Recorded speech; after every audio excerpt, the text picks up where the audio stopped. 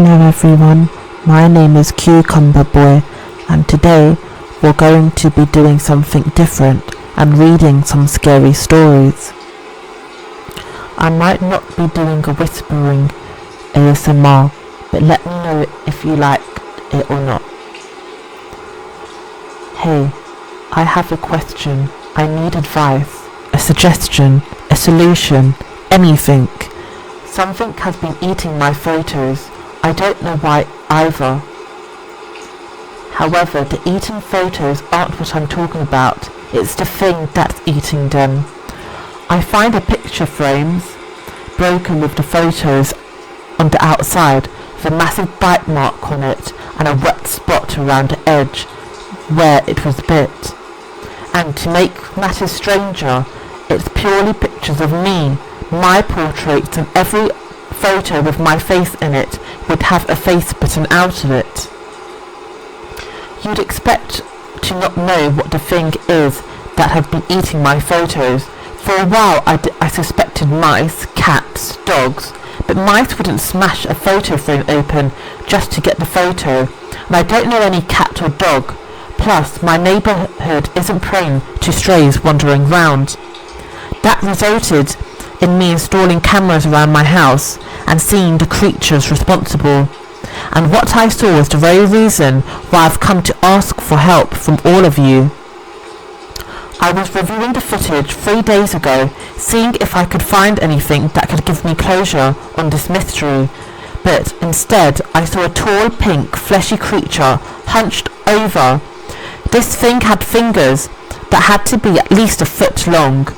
It had no hair to speak of, but there was a bloody heart carved into its chest, and it was breathing heavily. It sounded as there was some sort of liquid in its lungs. I saw the creature break open my picture frame, pull out the picture of me alongside my older sisters, and ate the part that had my face on it. I gasped at the sight, and the creature turned to face the camera as if it heard me. Shocked to move, when I heard the footstep growing closer, I managed to get out of whatever trance I was in, and I locked the door just as the creature reached to my room. I knocked and knocked, getting more desperate as I sat on my bed in fear. Luckily, it left after a bit, but I didn't leave the room until morning. I fell asleep, as scared as ever, but morning came, thankfully, and when I opened the door, there was a dead, disemboweled squirrel along with a letter. "Hello," the letter said. So I learned the creature could write, and it was trying to communicate with me. Now here I am, 3 days later. The creature has been coming every night, trying to come into my room, but I've locked the door each time, and every time I'm not supposed to know what intention it has. But why is it so desperate to reach me? Now I'm sure why it's eating my pictures. I've learnt that it only comes at night, and the creature does speak. I just can't understand it. So please, tell me what I can do. That was a nice one. The next story is called The Door Slightly Opened. I'm writing this out of fear. I need to look like everything is alright. Being on my phone will make me think I haven't noticed it yet. It was a normal day for me, a regular guy with social anxiety, sitting in my room, being too much on Reddit.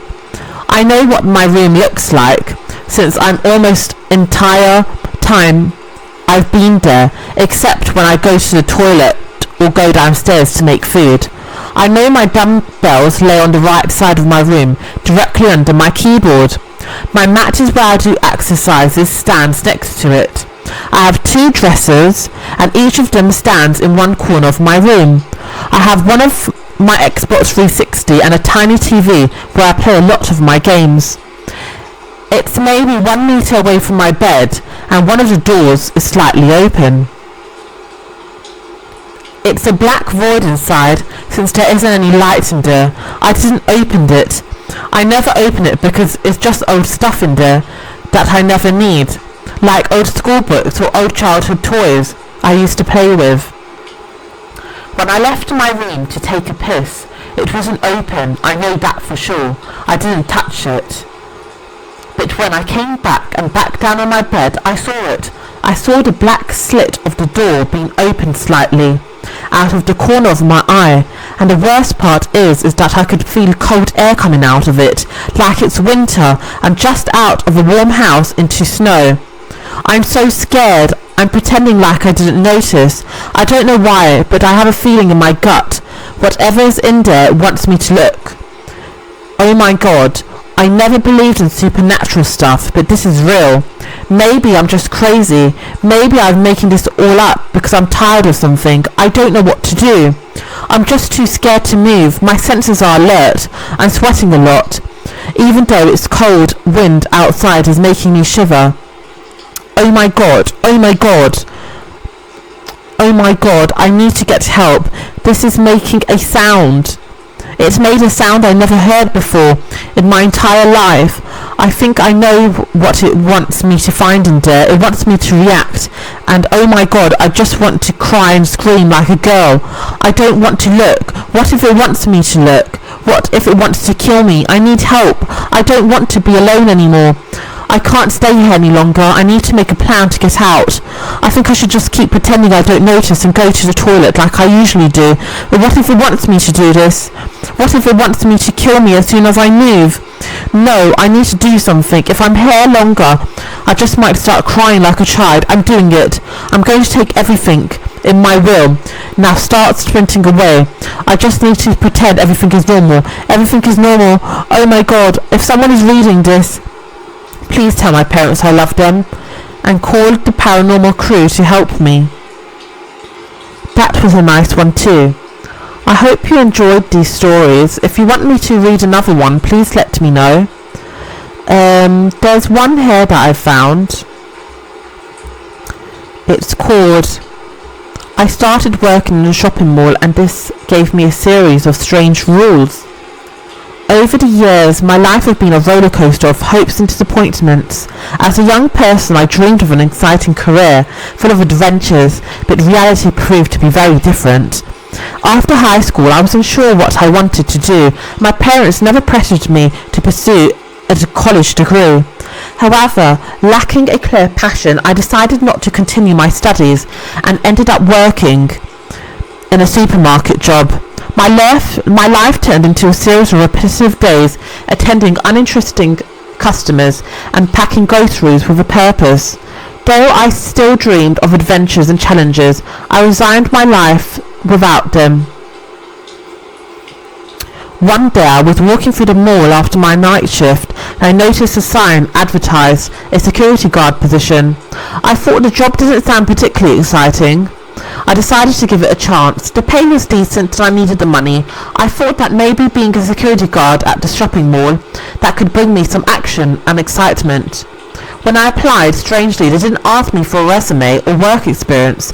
They only inquired about my age, and although I was 24, my parents made me look as if I was 16. However, I wasn't exactly friendly looking, being of average height and not particularly robust. It was common for people to mistake me for a child. I get the job and they tell me to start work at 8 p.m. to 6 a.m. They handed me two manuals. One was brown with a ribbon that looked like a bookmark and the other was an inspection saying security guard manual. I opened it and everything seemed normal, just a typical work manual with the usual boring rules like strict schedules, regular rounds, prohibition of electronic devices and so on. I put it away and started watching the instructional training videos they had given me, a uniform, and I prepared to work. I was paired with a teammate called Eric. He was a bit stubborn, but overall seemed like a good guy. We started our shift and made rounds every hour, then returned to the surveillance post. The room was a monitoring display, differing parts of the shopping mall. Those security cameras, staircases, warehouse corridors and everything else seemed normal. One of the cameras even captured us in the security room at around 1 p.m. I was watching the camera when one of the cameras just shook me. Oh my god, there was no camera. Instead, there was something resembling a fleshy tube with smooth skin, and it had a hazel eye, a human-sized like tennis ball, completing with eyelashes. The tube moved, carrying from eye, and it fixed its gaze upon me. I ran back to the surveillance room as fast as I could, only to find Eric on the floor with his eyes rolled back, foaming at the mouth, having a seizure. "What the hell, Eric?" I shouted, lifting the head to prevent him.